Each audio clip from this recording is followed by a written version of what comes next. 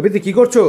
একটা বাটির মধ্যে বেশ 2-3 চামচ মতো টমেটো সস, সামান্য মানে ওই 1 চামচ মতো শেজওয়ান সস, এই বড় চামচের 1 চামচ সয়া সস।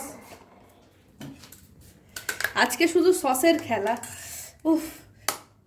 আর এই বড় চামচেরই 1 চামচ মতো চিলি সস। আজকে শুধু সসের খেলা, আর কিচ্ছু না। গোলমরিচ, সব সসের মধ্যে নুন আছে যেহেতু নুনটা একটু কম করে দেবো, এই এতখানি মতো নুন। তারপরে এই যে আদা রসুন কাঁচা লঙ্কা বাটা,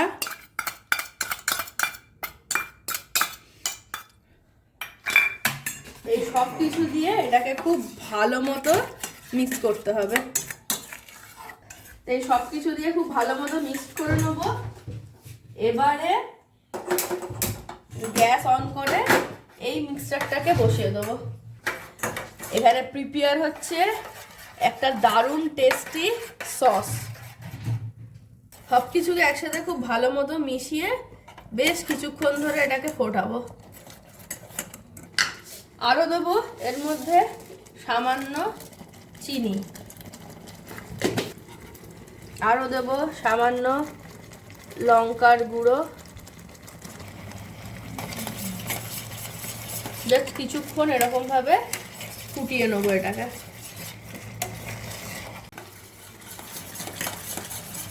তো আমাদের সস প্রিপেয়ার হয়ে গেছে, ভীষণ গরম রয়েছে, এরকম একটা স্মুথ গাঢ়া গাঢ়া টাইপের টেক্সচার আসবে। আর মোটামুটি সসগুলো তোমার কাছে রেডি থাকলে তুমি এই রান্নাটা 10 থেকে 15 মিনিটের মধ্যে করে ফেলতে পারবে। সসটা মোটামুটি ঠান্ডা হয়ে গেছে, এর মধ্যে আমি দিয়ে দেবো সামান্য একটু মধু, যেটা ফ্লেভারটাকে নেক্সট লেভেলে নিয়ে যাবে। এই পুরো সসটার মধ্যে দেবো। স্মেলটা কি সুন্দর হয়ে গেল। তো মধুটা আমার একটু কম মনে হলো, তখন দিয়েছিলাম 1/2 চামচ মতো, এখন দিয়ে দেবো আরও 1/2 চামচ।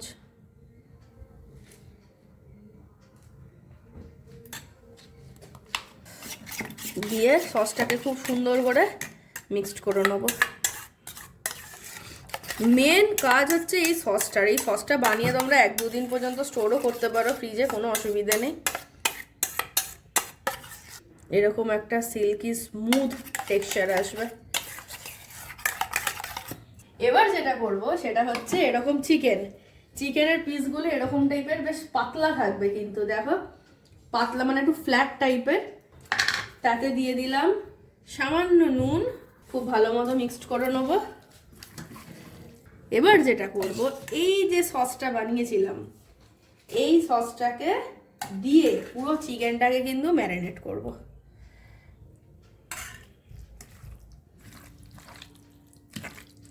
চিকেনের কিন্তু প্রত্যেকটা পিসের মধ্যে সসটাকে ওয়েললি কোট করতে হবে।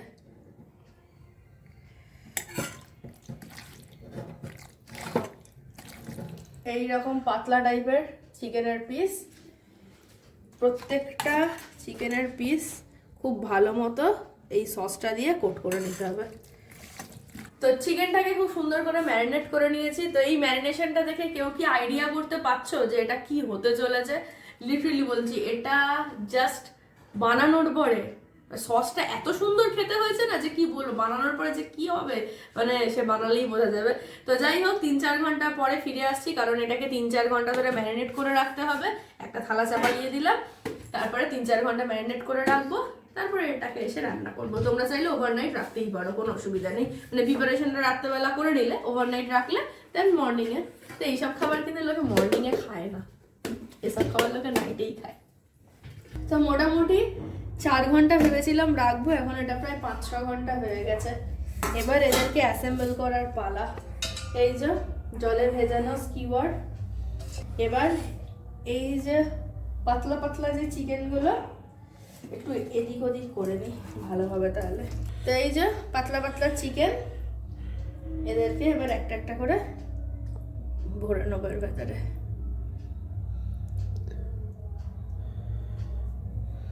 এটা একটুখানি ভরতে সময় লাগবে, একটু সময় সাপেক্ষ। তো এরকমভাবে ভরে নিয়েছি। এরকমভাবে আরও একটা ভরে তোমাদের দেখিয়ে দিচ্ছি। এই যে পাতলা চিকেন ফোল্ড করব, এই যে পুশ। যেগুলো একটু বড় এরকম ফোল্ড করব, ফোল্ড করে দেন পুশ।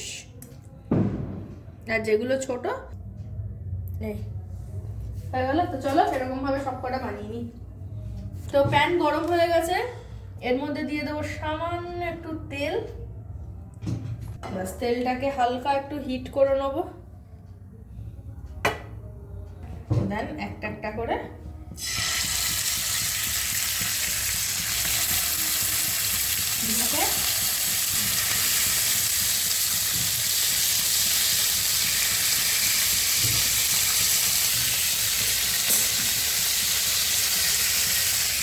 তেলটাকে সামান্য একটু মিডিয়াম হিটে খুব ভালো মতো এটাকে ফ্রাই করব। মোটামুটি দুটো পোর্শনই কিছুক্ষণ ফ্রাই করে নেব। এই যে একদিকে এরকম ফ্রাই হয়ে গেছে, এবার এরকমভাবে উল্টে দেবো।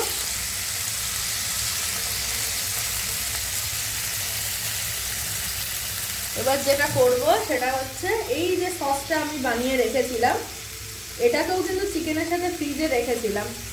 এই সসটাকে এরকম ওপর থেকে একটু একটু করে দিয়ে দেবো। আমার ব্রাশটা খুঁজে পাওয়া যাচ্ছে না।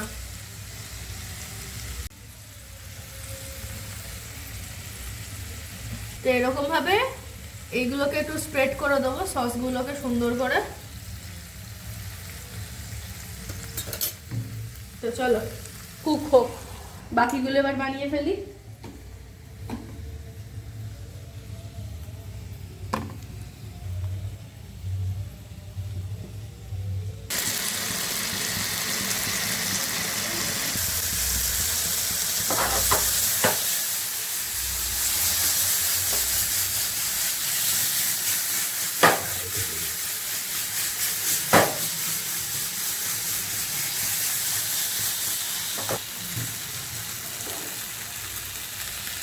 তো ফাইনালি প্রিপেয়ার হয়ে গেছে আমাদের হানি বারবিকিউ চিকেন স্কিউয়ার। তো এইখান পর্যন্ত দেখলেই কিন্তু হবে না, সত্যি কথা বলতে বাড়িতে গুলো, হোটেলে তো যেরকম যে খাও আলাদা ব্যাপার, বাট বাড়িতে যখন করছি স্পেশাল টাচ তো থাকবেই, অবশ্যই করে স্পেশাল টাচ থাকবে।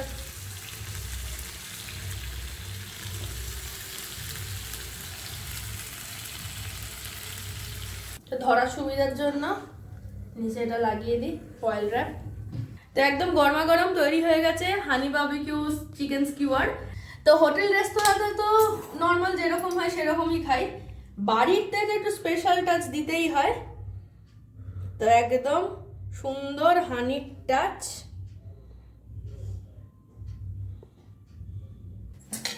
আর খুব সামান্য চিলি অয়েল, বেশি দেবো না, জাস্ট ফ্লেভারের জন্য। তা আমাদের সুন্দর হানি বারবিকিউ চিকেন স্কিউয়ার রেডি হয়ে গেছে। তো একটা টেস্ট করি, খেতে তো ভালোই হবে আশা করি।